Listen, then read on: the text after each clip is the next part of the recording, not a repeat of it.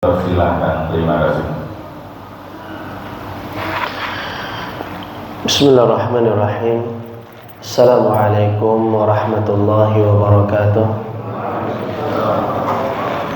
Alhamdulillah hamdan katsiran thayyiban mubarakan fi kama yuhibbu rabbuna wa yarda.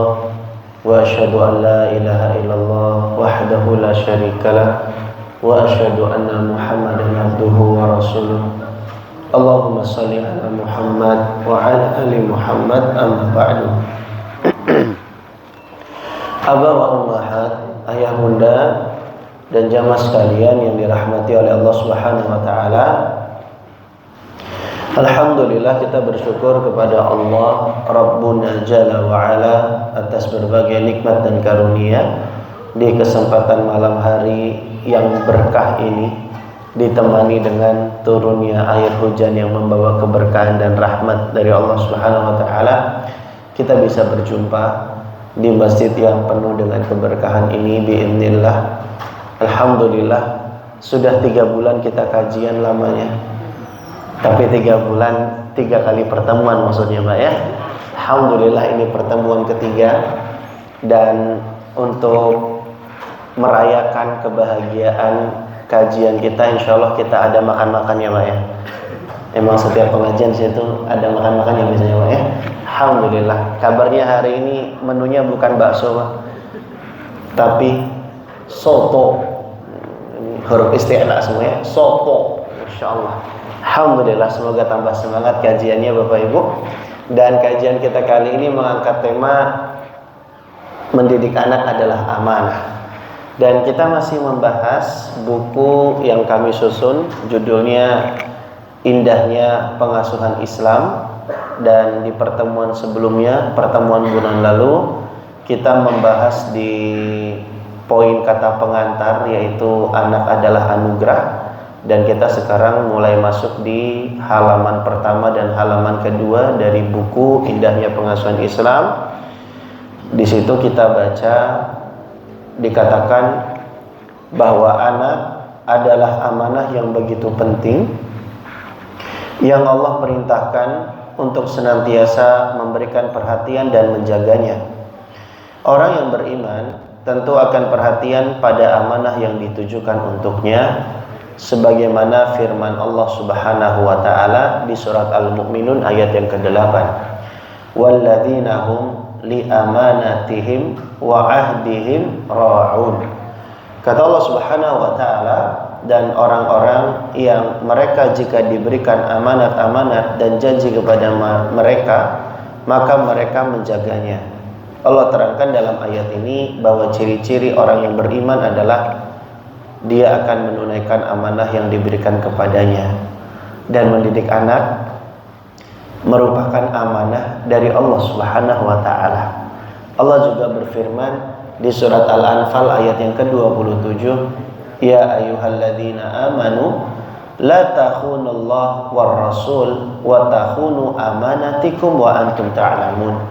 Kata Allah, wahai orang-orang yang beriman, janganlah kalian mengkhianati Allah dan Rasul, dan jangan pula mengkhianati amanah-amanah kalian sedang kalian mengetahui. Itu artinya Allah menyuruh kita untuk perhatian dengan amanah yang diberikan dan dibebankan pada pundak-pundak kita. Karena sejatinya anak-anak dijadikan oleh Allah sebagai amanah bagi orang tua, yang mana orang tua itu dituntut untuk menunaikan hak-hak anak, melaksanakan kewajiban sebagai orang tua. Dan jika orang tua menunaikan amanahnya dengan baik terhadap anaknya sebagaimana yang Allah telah perintahkan, maka ada pahala yang besar dan ganjaran yang berlimpah untuk mereka di sisi Allah Subhanahu wa taala. Mendidik anak merupakan amanah dan perintah dari Allah. Dalilnya apa? Kita lihat di buku halaman ke-4. Dalilnya adalah surat At-Tahrim ayat yang ke-6. Surat apa, Pak? At-Tahrim ayat yang ke-6. Allah Subhanahu wa taala berfirman, Ya ayyuhalladzina amanu qu anfusakum wa ahlikum nara. Wahai orang-orang yang beriman, jagalah diri kalian dan keluarga kalian dari api neraka.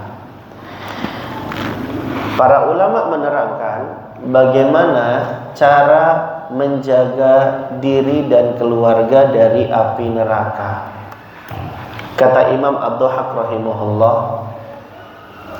di balik perintah jagalah diri kalian dan keluarga kalian dari api neraka, sebenarnya ada isyarat perintah dari Allah agar kita semangat untuk menjadi orang tua yang pembelajar dan semangat pula untuk menjadi orang tua yang semangat mengajarkan anak-anaknya.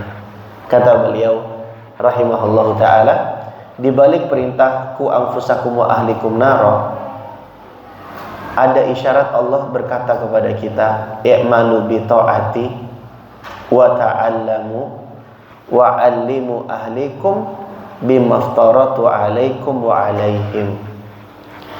Di balik perintah jagalah diri kalian dan keluarga kalian dari api neraka, kata Imam Ad-Dhahhak, sebenarnya Allah itu seolah-olah berkata kepada kita, beramalah kalian dengan menaatiku, belajarlah kalian, dan ajarkanlah ilmu atas apa yang aku wajibkan kepada kalian dan juga kepada keluarga kalian.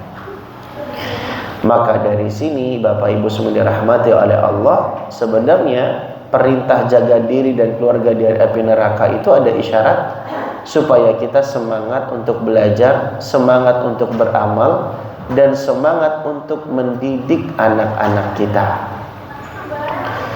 Oleh karenanya surat At-Tahrim ayat yang ke-6 ini jadi dalil dan pijakan oleh para ulama untuk mengingatkan bahwa sejatinya kewajiban mendidik anak itu adalah amanah dari Allah yang dibebankan kepada orang tuanya. Ibnu Umar radhiyallahu anhu mengatakan, adib ibnaka fa innaka mas'ulun an waladika madza adabtahu madza 'allamtahu.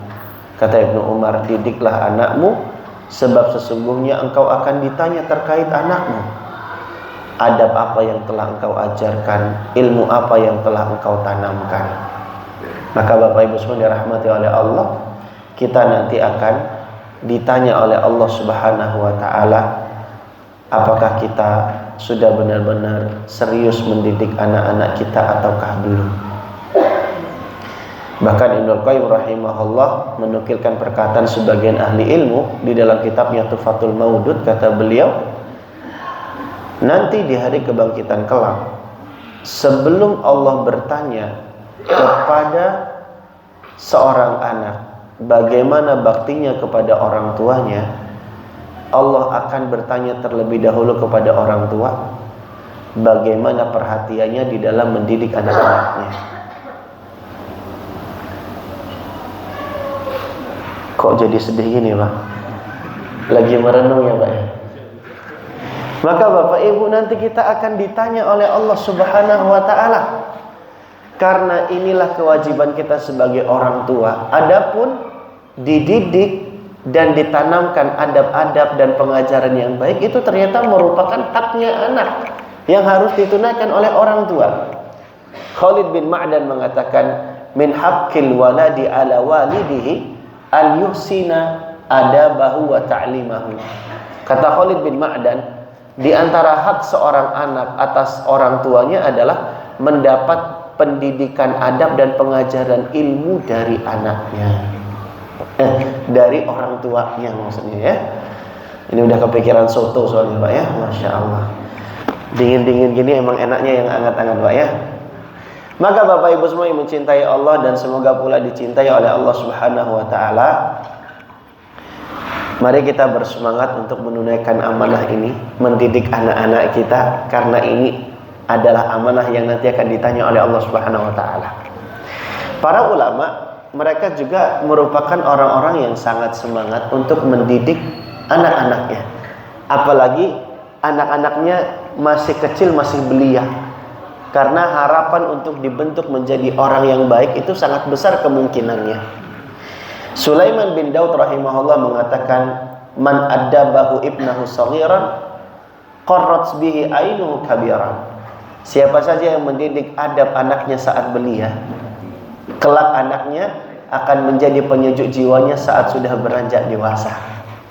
Makanya para ulama dulu perhatian banget mendidik anak-anaknya. Mereka semangat menunaikan amanah ini. Bahkan anaknya baru lahir ke dunia saja, mereka sudah sangat semangat untuk membimbing dan mendidiknya. Bahkan mereka menyusun kitab untuk anaknya tercinta, supaya jadi panduan dalam pengajaran ilmu dan adab kepada anak-anaknya. Bapak Ibu tahu ada kitab judulnya Bulughul Maram. Pernah dengar Pak Bulughul Maram? Siapa yang nyusun ini Pak? Yang tahu dapat soto. Insya Allah dapat soto semua Pak ya. Yang tahu dapat hadiah. Boleh pulang duluan. Biasanya senang Pak pulang duluan ya. Kalau anak sekolah senang Pak. Kalau pengajian nggak senang Pak ya. Penyusun Bulughul Maram namanya siapa Pak? Ibnu Hajar Al-Asqalani. Beliau menyusun kitab yang sangat fenomenal, Bulughul Maram. Ini kitab-kitab hadis yang isinya adalah tentang ahkam, tentang hukum-hukum.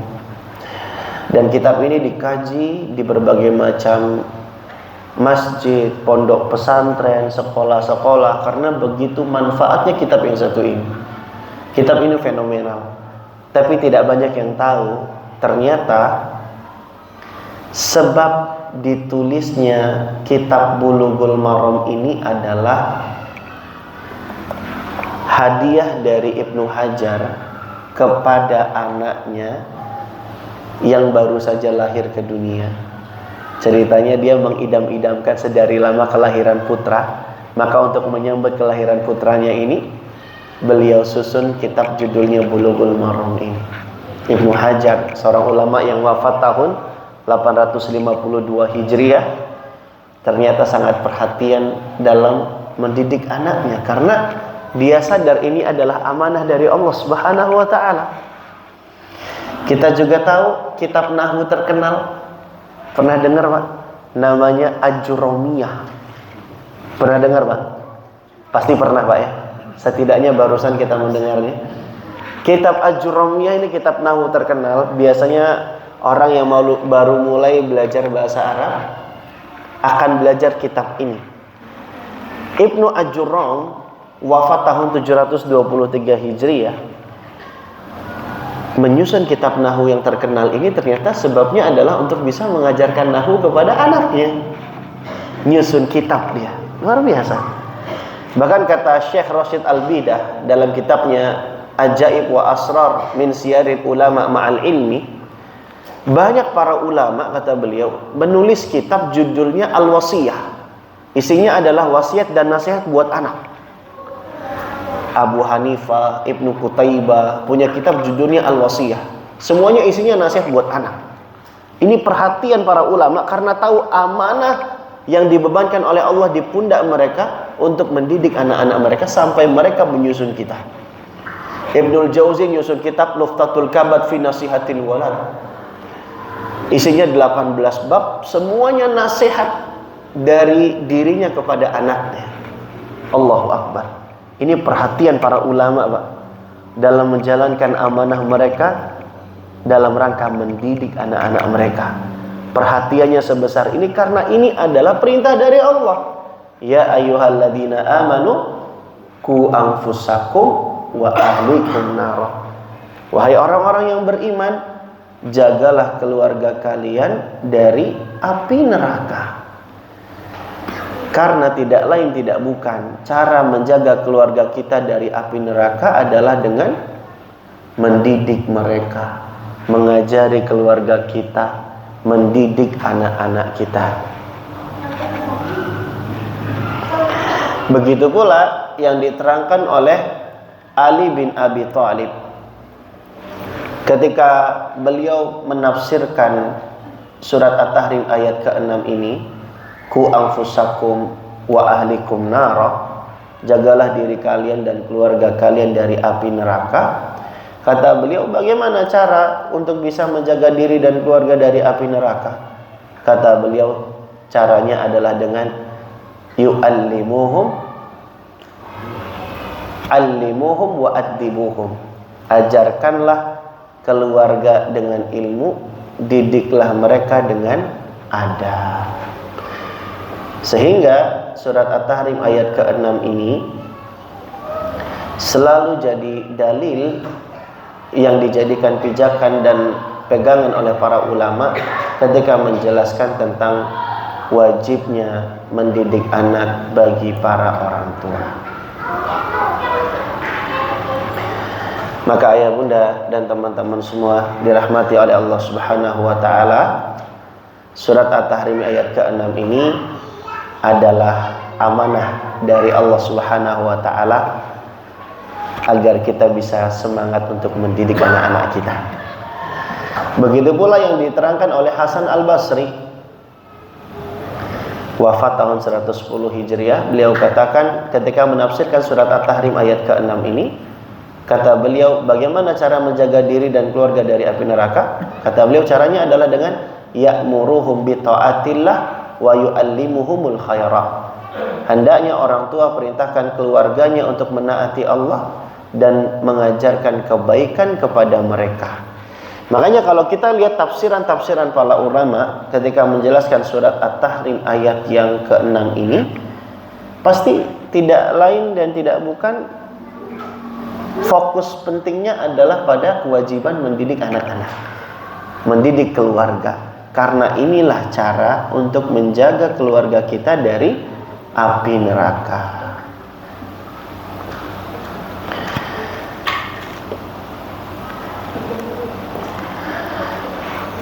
Dilanjutkan kemudian di halaman yang ke-5. Kita buka halaman ke-5. Kemudian kami di situ menuliskan dalil lain untuk mengingatkan bahwa mendidik anak itu merupakan amanah yang nanti akan ditanya oleh Allah Subhanahu wa taala. Kalau sebelumnya kita bawakan ayat Al-Qur'an sebagai dalilnya, maka berikutnya adalah hadis Nabi sallallahu alaihi wasallam sebagai dalil yang berikutnya yang menguatkan bahwa mendidik anak itu merupakan amanah dari Allah yang nanti akan ditanya oleh Allah Subhanahu wa taala. Apa dalilnya? Nabi sallallahu alaihi wasallam bersabda dalam hadis yang diriwayatkan oleh Bukhari Muslim. Kata Nabi sallallahu alaihi wasallam, kullukum ra'in wa kullukum mas'ulun. Setiap kalian adalah pemimpin dan setiap kalian akan dimintai pertanggungjawaban. Fal imamu ra'in wa huwa mas'ulun. Seorang imam adalah pemimpin dan ia bertanggung jawab atas rakyat yang dipimpinnya. War rajulu ra'in ala ahlihi wa huwa mas'ulun. Dan seorang laki-laki adalah pemimpin di keluarganya dan ia bertanggung jawab atas keluarga yang dipimpinnya. Wal mar'atu ra'iyatun ala baiti zawjiha wa hiya mas'ulatun. Dan seorang perempuan juga adalah pemimpin di rumah suaminya dan ia bertanggung jawab atas apa yang dipimpinnya. Coba perhatikan Bapak Ibu dan teman-teman semua dirahmati oleh Allah Subhanahu wa taala. Di hadis ini Nabi SAW mengingatkan kita, baik bapak ataupun ibu, ternyata kita nanti akan ditanya oleh Allah Subhanahu wa taala karena setiap kita adalah pemimpin. Ayah adalah pemimpin keluarga dan ibu adalah pemimpin di rumah suaminya. Setiap kita nanti akan ditanya oleh Allah Subhanahu wa taala karena kita adalah pemimpin. Dan uniknya Bapak Ibu semua dirahmati oleh Allah, ketika Nabi SAW katakan kita itu pemimpin, Nabi gunakan kata ra'in. Apa artinya ra'in? Ra'in secara bahasa maknanya adalah penggembala. Ra'in itu maknanya apa? Penggembala. Tapi kenapa diterjemahkan pemimpin? Karena ada kaitan yang sangat erat antara pemimpin dengan penggembala. Ini kita perhatikan, Pak. Bahasanya Nabi SAW ini unik, Pak. Kullukum ra'in wa kullukum mas'ulun. Setiap kalian adalah pemimpin dan setiap kalian akan dimintai pertanggungjawaban. Ra'in maknanya adalah penggembala, tapi kenapa di sini diidentikan dengan pemimpin? Karena sejatinya pemimpin itu mirip dengan penggembala. Yang pertama, Pak, kita coba cari keterkaitannya ya. Penggembala itu harus punya tujuan. Mau dibawa kemana hewan gembalaannya? Dia harus punya arah, harapan dan cita-cita. Hewan gembalaannya itu mau dibesarkan untuk apa? Maka begitu pula para pemimpin harus tahu rakyat yang dipimpinnya itu mau dibawa kemana arah tujuannya. Pun demikian para orang tua sebagai pemimpin bagi anak-anaknya juga harus tahu arah tujuan anaknya mau dibesarkan dan dibentuk seperti apa. Maka mari kita contoh Hannah, istrinya Imran. Beliau ketika sedang mengandung bayi di dalam rahimnya, dia sudah mengajari kita untuk bercita-cita dan punya tujuan dalam mendidik anaknya. Bapak Ibu nanti coba buka surat Ali Imran ayat 35. Allah berfirman, "Idz qalat imra'atu Imran, Rabbi inni nazartu laka ma fi batni muharrara. Fataqabbal minni innaka antas samiul alim." Ingatlah ketika istri Imran berkata, "Rabbi, wahai Tuhanku, inni nazartu laka ma fi batni muharrara." Sesungguhnya aku menazarkan kepadamu ya Allah, anak yang ada di dalam kandunganku ini menjadi hamba yang soleh dan nanti semoga bisa berkhidmat di Baitul Maqdis. Masya Allah, Pak. Hannah istrinya Imran sudah bercita-cita. Dia punya arah, dia punya tujuan. Dia punya visi anaknya ini semoga nanti bisa menjadi pelayan berkhidmat di Baitul Maqdis, di Masjidil Aqsa. Karena Hannah ini berharap yang lahir dari rahimnya adalah seorang laki-laki. Walaupun kita tahu nanti di akhir ceritanya bahwa ternyata yang lahir adalah perempuan. Siapa Pak yang lahir dari rahimnya Hannah? Maryam. Tapi yang ingin kita garis bawahi di sini, Hannah dia sudah punya harapan dan punya cita-cita. Anaknya mau dibentuk seperti apa? Maka inilah pemimpin harus tahu mau dibentuk seperti apa rakyatnya. Maka begitu pula orang tua harus tahu anaknya mau dijadikan seperti sosok yang bagaimana. Tahu kisahnya Muhammad Al-Fatih, Pak? Walaupun para ulama ada yang mengkritik terkait dengan akidahnya, tapi yang kita ingin garis bawahi di sini adalah bagaimana ibunda Muhammad Al-Fatih itu punya cita-cita dan harapan yang sangat luar biasa kepada anaknya. Sang ibunda sedari kecil berkata kepada Muhammad Al-Fatih, meskipun Muhammad Al-Fatih masih kecil, dia bilang kayak gini kepada anaknya, "Anta ya Muhammad, taftahu hadhil aswar, ismuka Muhammad, kama qala Rasul sallallahu alaihi wasallam." Wahai Muhammad, engkau akan menaklukkan dan membebaskan daerah itu. Namamu adalah Muhammad, sebagaimana yang dikabarkan oleh Rasul sallallahu alaihi wasallam. Jadi sedari kecil, Pak, Muhammad Al-Fatih itu udah diarahkan, nanti engkau yang menaklukkan Konstantinopel. Dari kecil, Pak, udah diarahkan. Ini orang tua. Begitu pula ibundanya Ibnu Taimiyah. Dia mengatakan kepada anaknya, "Wallahi limithli hadza rabbiyatuk." Demi Allah, seperti inilah metodeku dalam mendidikmu. Aku bernazar supaya engkau bisa berkhidmat untuk Islam dan kaum muslimin. Wa li khidmatil Islam wal muslimin nazartuka. Jadi cita-citanya ibunda Ibnu Taimiyah adalah semoga anaknya nanti bisa berkhidmat untuk Islam dan kaum muslimin. Dan Masya Allah, kita lihat bagaimana khidmatnya Ibnu Taimiyah dengan karya-karyanya yang sangat bermanfaat bagi Islam dan kaum muslimin. Berawal dari ibunda yang punya harapan dan cita-cita. Berawal dari orang tua yang punya arah dan tujuan. Kira-kira, Pak, kita sudah bercita-cita dan berharap belum anak kita mau dibentuk seperti apa? Dan sudahkah kita seperti ibundanya Muhammad Al-Fatih yang bilang, "Nak, kamu nanti akan jadi imam di masjid ini nak, misalnya gitu. Nak, kamu nanti akan khatam Quran di masjid ini nak ya. Nak, kamu nanti akan hafal Quran di pondok ini ya nak ya. Nak, kamu nanti akan jadi ini dan ini ya nak ya. Repetisi berulang-ulang ini akan menanamkan identitas pada diri anak sehingga anak pun akan terarahkan. Dan inilah yang dilakukan oleh orang tua para ulama dahulu. Lihat, ini filosofinya dalam sekali, Pak. Pemimpin ibarat penggembala. Yang namanya penggembala harus tahu arah tujuan. Yang namanya penggembala itu harus apa lagi, Pak? Harus ngerti dengan karakter hewan gembalaannya, betul Pak? Ada penggembala kambing, dia harus ngerti. Ini embeannya lapar, mau kawin, atau sakit nih. Maka penggembala harus tahu kondisi hewan gembalaannya seperti apa. Maka begitu pula orang tua juga harus ngerti karakter anaknya, sehingga dia harus paham bagaimana memperlakukan anaknya. Ketika anaknya kecil, treatmentnya seperti apa. Ketika anaknya sudah beranjak besar, perlakuannya harus bagaimana.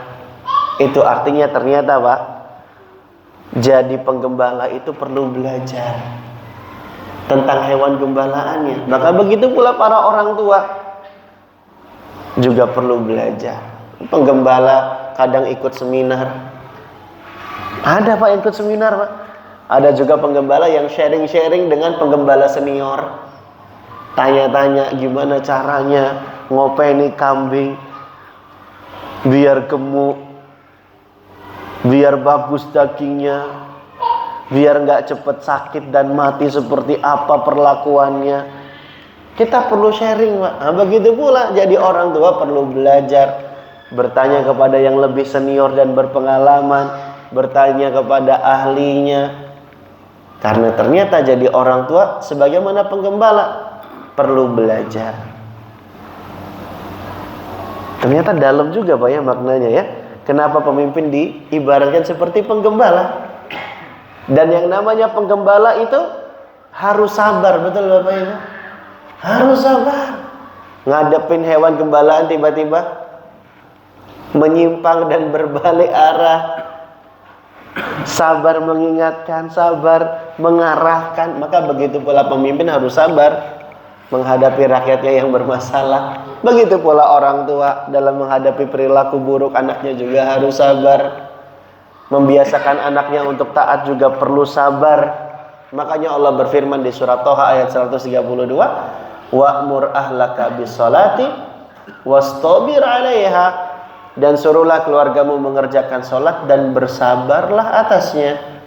Allah suruh kita bersabar bukan pakai kata isbir, tapi pakai kata istobir. Apa maknanya? Kalau isbir bersabarlah dengan sabar yang biasa, kalau istobir bersabarlah dengan sabar yang ekstra. Berarti jadi orang tua itu ibarat penggembala, perlu sabar. Maka begitu pula jadi orang tua sangat butuh untuk sabar. Bahkan bukan cuma jadi orang tua ya. Dalam setiap aspek kehidupan kita perlu yang namanya kesabaran. Imam Ahmad mengatakan, "Dzakarallahu sabra fil Qur'anil Karim aktsar min 90 mawdhi'an." Allah Subhanahu wa taala menyebutkan sabar dalam Al-Qur'an lebih dari 90 tempat. Kata para ulama, banyaknya pembahasan tentang sabar ini menunjukkan bahwa dalam berbagai macam aspek kehidupan kita perlu yang namanya sabar. Sabar dibagi jadi berapa macam Pak? 5 atau 6? Berapa Pak? 3. Kok nggak terjebak Pak? Sudah hafal Pak ya gaya mainnya Pak ya. Sabar dibagi jadi 3. Apa saja Pak? Sabar di atas ketaatan, sabar menghindari kemaksiatan, dan sabar menghadapi musibah takdir yang pahit. Kita perlu sabar Pak. Begitu pula dalam mendidik anak kita perlu sabar. Sebagaimana penggembala mesti sabar dalam menghadapi hewan gembalaannya, begitu pula orang tua mesti sabar dalam menghadapi anaknya. Terus kira-kira penggembala harus apa lagi, Pak? Penggembala juga harus menghindarkan hewan gembalaannya dari kemungkinan terkena penyakit. Aduh Pak, kalau menjelang kurban biasanya sering sakit nggak Pak hewan kurban? Ini kok jadi isu tahunan gitu Pak ya? Wah, ini harus antisipasi supaya nggak sakit nih. Begitu pula orang tua harus mengantisipasi anaknya terpapar virus-virus dan pengaruh-pengaruh yang buruk. Makanya orang tua harus menjaga pergaulan anaknya, karena teman itu sangat berpengaruh. Pepatah Arab menyebutkan as-sahibu sahib. Sahabat itu berpengaruh. Sahabat itu menarik dan menyeret. Bisa jadi orang tua udah didik dengan sebaik mungkin, tiba-tiba anak terpapar kata-kata negatif, perilaku negatif dari siapa? Dari temannya. Makanya sebagian salaf mengatakan awalu fasadi sibyan ba'duhum min ba'din. Awal kerusakan anak itu bisa jadi karena pengaruh teman sebagian anak yang lainnya kepada yang lainnya. Sehingga anak udah dibesarkan orang tua dengan baik, qadarullah ternyata anak terpapar keburukan dari lingkungan atau dari pertemanan. Oleh karenanya Bapak Ibu semua dan teman-teman dirahmati oleh Allah Subhanahu wa taala, kita perlu membatasi pergaulan anak kita, jangan sampai dia terpapar hal-hal yang negatif. Makanya kita perlu selektif memilihkan teman bagi anak-anak kita. Makanya dulu para ulama punya ungkapan al-jar qoblad dar. Jadi sebelum milih rumah, pilih dulu tetangganya. Karena tetangga itu akan jadi lingkungan bermain anak-anak kita yang mungkin juga nanti akan membentuk karakter dan tabiat anak-anak kita.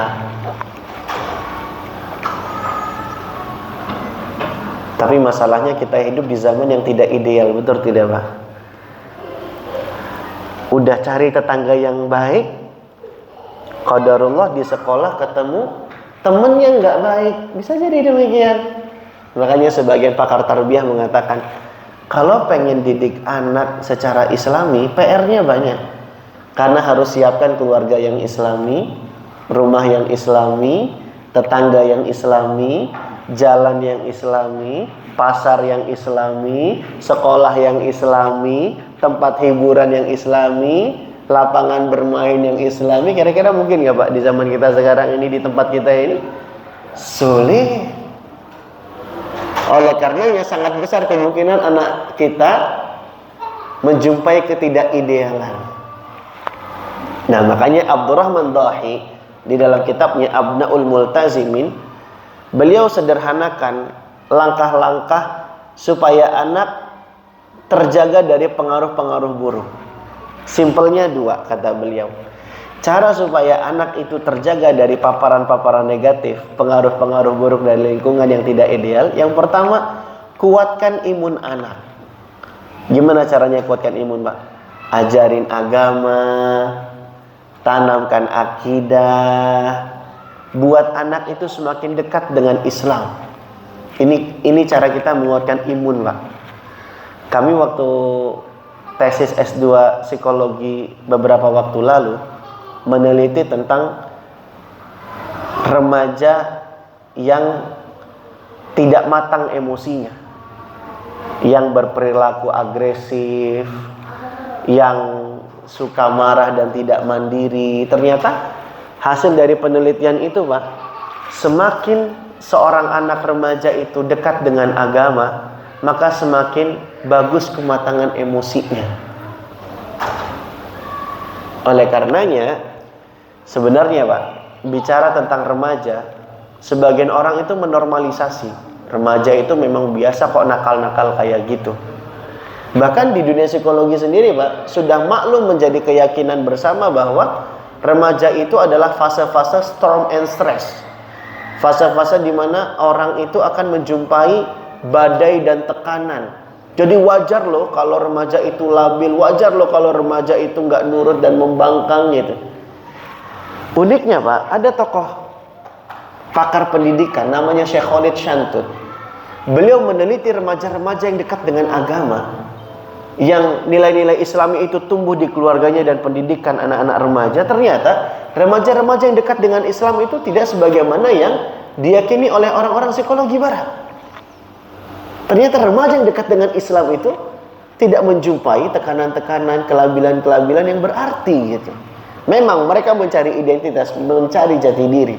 Tapi selama remaja itu dekat dengan Islam, maka mereka akan lebih matang emosinya. Ini penelitiannya, Pak. Bahkan Syekh Khalid Asy-Syantut itu lebih frontal lagi ya.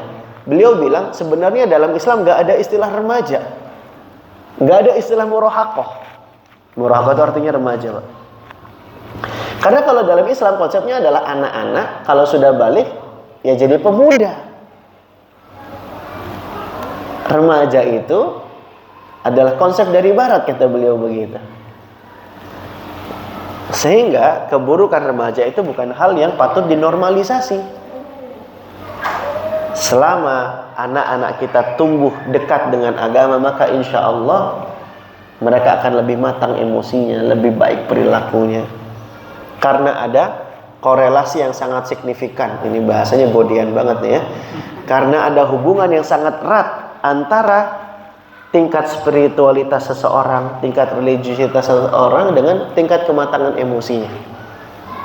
Ini sudah terbukti, Pak, dalam berbagai macam penelitian. Nah, ini kata Abdurrahman Dahi, langkah pertama supaya bisa menjaga anak dari pengaruh buruk adalah kuatkan imunnya. Karena anak akan sangat mungkin terpapar hal-hal negatif dari lingkungannya. Tapi kalau imunnya udah kuat, dia tahu mana yang boleh, mana yang nggak boleh, mana yang positif, mana yang negatif, maka dia akan bisa menyeleksinya. Jadi di antara cara menguatkan imun anak adalah menanamkan akidah dan mengajarkan agama.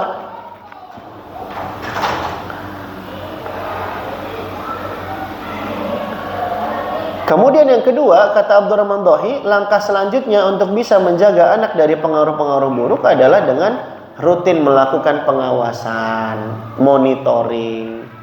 Dan ini tidak bisa dilakukan kalau orang tua itu jauh dari anak.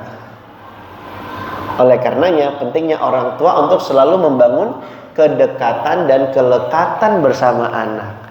Sehingga anak tidak sungkan bercerita kepada orang tua, anak tidak sungkan bertanya kepada orang tua untuk minta bimbingan dan pengarahan. Masalahnya, kalau orang tuanya kualak, saking galaknya nih, Pak ya, anak kira-kira berani nggak bertanya, Pak? Enggak. Akhirnya takut. Mau cerita, mau curhat daripada kena bentak. Umi. Tadi aku dideketin sama temanku, Mi. Apa? Langsung teriak. Anaknya trauma.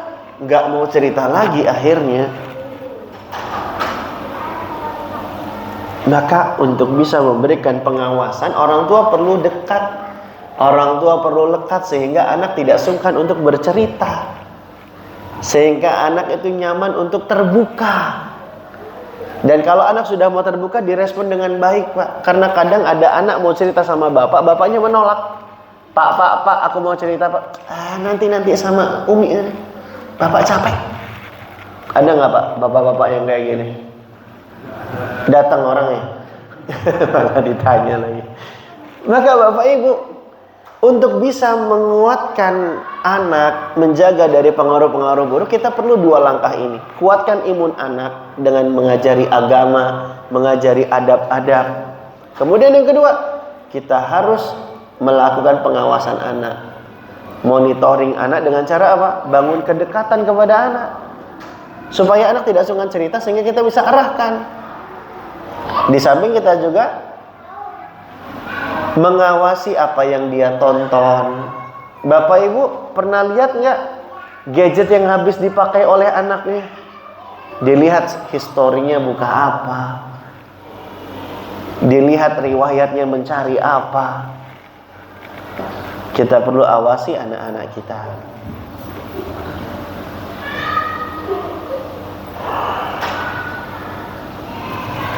Maka Bapak Ibu semua dirahmati oleh Allah Subhanahu wa taala, mendidik anak itu memang perlu proses yang panjang, betul Pak ya? Sebagaimana penggembala yang merawat hewan gembalaannya butuh kebertahapan dan tidak instan, betul nggak Pak? Apakah hewan gembalaan itu nurut seketika instan begitu saja? Enggak. Semuanya butuh proses Pak, dan nggak instan. Itulah makanya dikatakan mendidik itu tidak mendadak. Mendidik itu tidak mendadak. Erlan Iskandar 2025 buat story WA Pak ya. Mendidik itu tidak mendadak. Yang mendadak itu tukang parkir di minimarket. Awalnya waktu parkirin motor nggak ada penjaga parkirnya, waktu mau pulang tiba-tiba mendadak ada tukang parkirnya. Makanya mendidik itu tidak mendadak. Yang mendadak itu apa? Tukang parkir yang datang tiba-tiba ya Pak ya. Saya. Dan mendidik anak ini adalah amanah dari Allah Subhanahu wa taala yang Allah perintahkan kita untuk benar-benar serius melaksanakannya. Karena kita nanti akan ditanya oleh Allah Subhanahu wa taala. Sudah azan? Tidak terasa soto sudah semakin dekat dengan kita jaraknya Pak. Kalau begitu kita cukupkan kajian kita di kesempatan kali ini. Jika ada yang mau bertanya kami persilakan nanti setelah azan dikumandangkan. Wassallallahu ala nabiyyina wa ala alihi wa ashabihi ajma'in. Akhiru da'wana alhamdulillahi rabbil alamin. Assalamualaikum warahmatullahi wabarakatuh.